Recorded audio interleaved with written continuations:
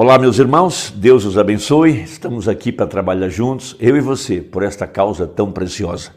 A causa do Evangelho, a causa mais nobre que alguém pode estar ocupando-se nesta hora final. Veja, nossas obras têm que serem dignas do Evangelho. Nós estamos trabalhando por essa fé apostólica, trabalhando pelo corpo de Cristo, a Igreja Universal, enquanto nós aguardamos que o último eleito entre e a porta então se fecha e nós vamos embora para a eternidade. Deus enviou a mensagem de Malaquias 4, antes que venha o grande e terrível dia do Senhor, então, da vinda do Elias de Malaquias 4, veja, e o arrebatamento da igreja, não há mais mensagem, apenas a mensagem de Malaquias 4, porque a mensagem do profeta Elias é para restaurar a nossa fé, a condição original, levar a igreja à fé apostólica. Então, a igreja é o tabernáculo do Deus vivente. Veja, em sua descida invisível, secreta, Lucas 17, veja, ele viria agora para tomar o seu corpo, que é a igreja. E a igreja agora está dando a preeminência ao Senhor Jesus e ele é a palavra. No princípio era o verbo estava com Deus e o verbo era Deus. No livro de Efésios, capítulo 2, a partir do versículo 20 até o verso 22, nós temos uma importante escritura sobre esse tema. Edificados sobre o fundamento dos apóstolos e dos profetas, de que Jesus Cristo é a principal pedra da esquina, no qual todo edifício bem ajustado cresce para templo santo no Senhor, no qual também vós juntamente sois edificados para a morada de Deus em espírito. Então a verdadeira igreja está dando lugar, dando a preeminência, dando o primeiro lugar à palavra, porque ele é o verbo e o verbo manifestado através do seu corpo, que é a igreja. Urbano pregou a mensagem intitulada Cristo é o mistério de Deus revelado. Note que ele não disse Jesus é o mistério de Deus revelado. Ele disse Cristo. Cristo em vós, a esperança da glória. Cristo entre os gentios, disse o apóstolo São Paulo, escrevendo aos Colossenses no capítulo 1. Então, tudo que Deus foi, derramou em Cristo. E tudo que Cristo foi, derramou na igreja. De tal modo que agora, Cristo e a igreja têm se tornado um, marido e mulher, voltando de volta ao Éden original. Uma só carne, disse Paulo em Efésios capítulo 5. Veja, grande é esse mistério, digo, porém, entre Cristo e a igreja, disse o apóstolo São Paulo. Veja, uma só carne agora. A igreja sendo o tabernáculo do Deus vivente, a manifestação do Espírito de Deus para esta hora, a plenitude da divindade, o Filho amado, aonde ele está habitando. Então, no parágrafo 366 da mensagem Cristo é o mistério de Deus revelado, a seguir, Urbano traçando esse mistério, ensinando sobre ele, abrindo essa palavra, ele diz assim, o Espírito somente lhe mostra quem ele é, nenhum profeta ou rei dele, e aqui Deus é manifestado em carne. Aqui está a plenitude, ele é completamente revelado e declarado ao mundo. Então, no parágrafo 369, ele fala a respeito da experiência do Monte da Transfiguração. Em Mateus 16, Jesus disse, alguns há dos que aqui estão que não provarão a morte sem que vejam o Filho do Homem vir na glória do Pai. Aí ele os leva 6 dias depois ao Monte da Transfiguração, Mateus 17, Pedro, Tiago e João, os 3 que estavam lá para ver o mistério de sua segunda vinda, para mostrar que em sua segunda vinda, veja, a palavra Jesus Cristo tomaria lugar no seu corpo, que é a igreja, e toda a preeminência seria dele. Lá diz que os discípulos, erguendo os olhos, não viram mais a ninguém, somente a Jesus. Quando seus olhos são erguidos pela revelação da palavra, quando os 7 trovões soam em seu coração, para saber que a mensagem é Jesus Cristo, que essa mensagem é a voz de Deus, essa mensagem veio revelar Jesus Cristo, através do seu corpo, que é a igreja, manifestado aqui no tempo do fim. Veja, vindo um ministério vindicado, um ministério profético, veja, idêntico ao de Jesus Cristo, para que a pedra de coroa pudesse descer. Então ele diz assim, observe, no Monte da Transfiguração, quando se deu o testemunho do próprio Deus, este é o meu filho amado, escutai-o.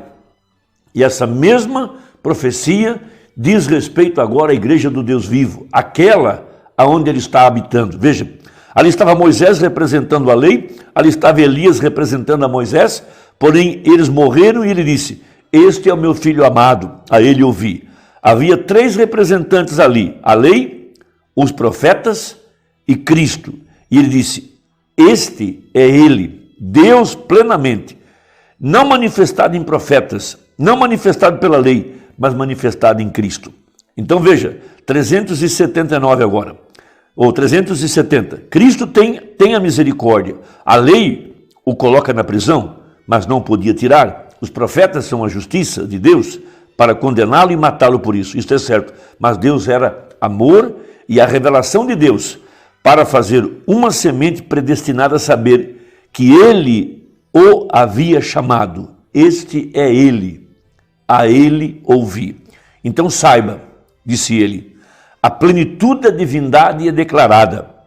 Este segredo do mistério é agora revelado, que Deus está manifestado, Deus e o homem têm se tornado um. O homem ungido, Cristo. O Cristo significa, melhor, o que Cristo significa? O ungido.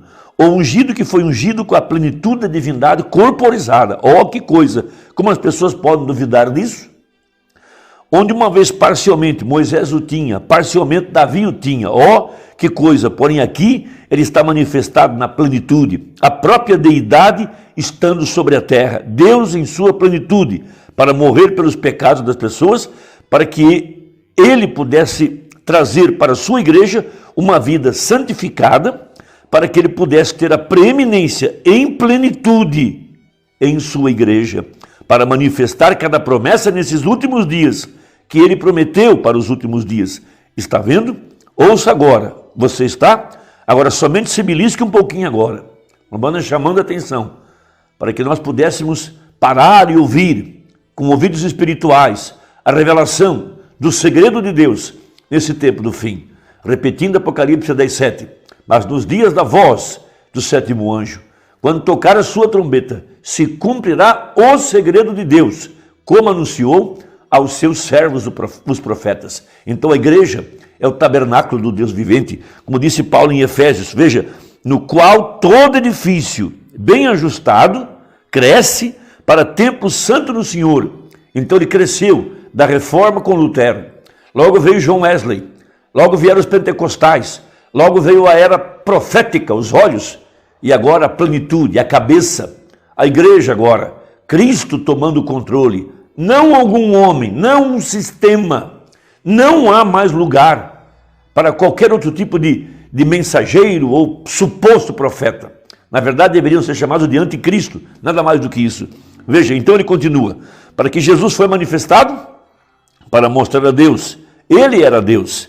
Ele tinha de ser, ninguém podia morrer, nenhum profeta podia morrer, ele era Deus, ele era o Deus dos profetas, ele era os profetas, ele era os reis, ele era a história, ele era aquele que havia de vir, aquele que era, aquele que é e aquele que há de ser neste dia.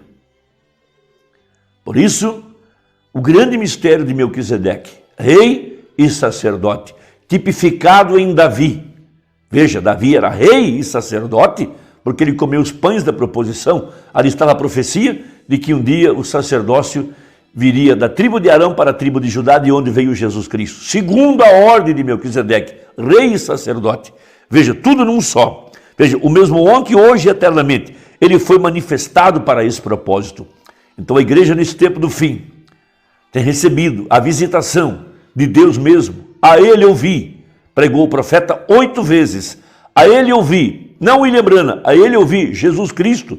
Esses trovões de Apocalipse 10 vieram revelar que a mensagem é Jesus Cristo. Nós não estamos esperando outra pessoa, não estamos esperando outro mensageiro. Estamos esperando agora a plenitude do Espírito Santo para trazer a ressurreição. e nós, os vivos, seremos transformados e juntos subiremos a encontrar o Senhor nos ares. Veja, e através desse propósito, ele obteve uma igreja para que ele, a plenitude de Deus, pudesse realizar cada palavra prometida de Deus nesses últimos dias, quando ele recebe as preeminências. Preeminência na igreja, a posição, seu lugar na igreja. Irmão, não há lugar para um sistema, não há lugar para mais profetas, supostos profetas, não passam de imitadores, porque eles têm que se valer da mensagem do William Branham. Eles podem ter sinais, como Janes e Jambres, mas nós estamos aqui para dar a preeminência a Jesus Cristo, a preeminência à palavra. Ele é o verbo encarnado. Veja, quando você lê lá Hebreus 4:12, lá está dizendo que a palavra de Deus é viva e eficaz, e ela discerne os pensamentos do coração. Então não era o William Branham, era a palavra encarnada, vindicando o seu profeta, um vaso de barro, e ali estava Jesus, com seus olhos penetrantes, olhando dentro do coração de cada pessoa e conhecendo os mistérios, os segredos, para identificar que a palavra estava encarnada. Veja,